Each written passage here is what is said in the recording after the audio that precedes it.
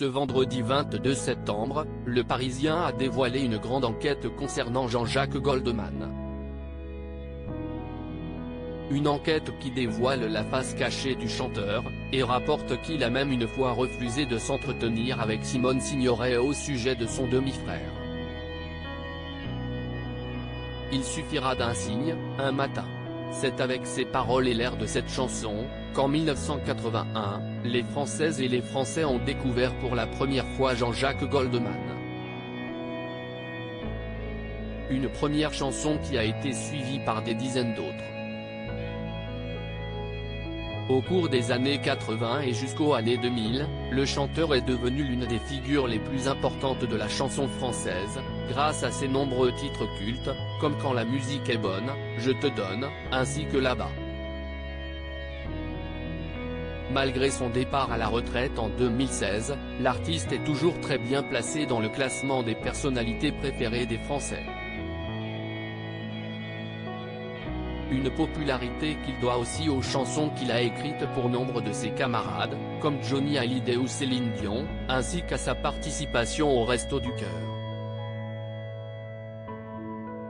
Aujourd'hui, Jean-Jacques Goldman s'est retiré de la vie publique. Cependant, la sortie du livre Goldman du professeur d'histoire Yvan Jablonka a remis le chanteur sur le devant de la scène. À cette occasion, Le Parisien a publié ce vendredi 22 septembre, une longue enquête sur Jean-Jacques Goldman.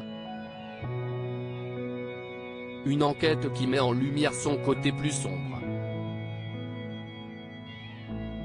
Désolé, mais là, nous avons du travail. Outre sa terrible réaction à la mort de Lady Diana, Jean-Jacques Goldman a aussi claqué la porte au nez de Simone Signoret. L'actrice était venue rendre visite au chanteur en 1975, afin de lui apporter son soutien concernant la condamnation à la prison à perpétuité pour plusieurs braquages et le meurtre de 2 pharmaciennes de son demi-frère, Pierre, qui est à l'époque une des figures de l'extrême gauche française. Comme de nombreuses personnalités publiques, à l'image de Jean-Paul Sartre et Simone de Beauvoir, Simone Signoret est persuadée que le jeune homme est innocent, et était venu apporter son aide à la famille de Jean-Jacques Goldman. Cette dernière est alors arrivée en plein milieu d'une répétition du groupe du chanteur.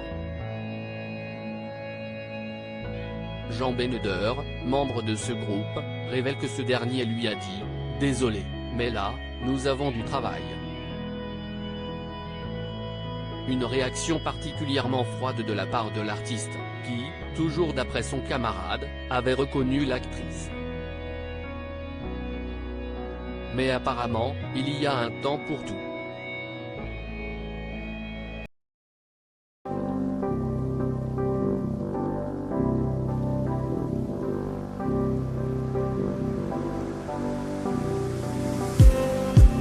Just need